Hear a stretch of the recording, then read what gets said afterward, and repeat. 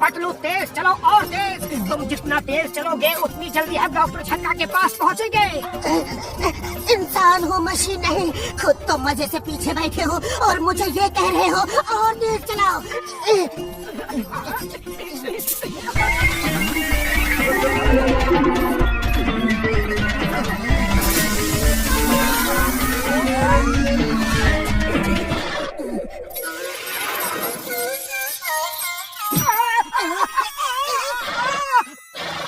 मेरी कमाई। मोटू कुछ करो, दोनों पहिए पंचर हो गए हैं।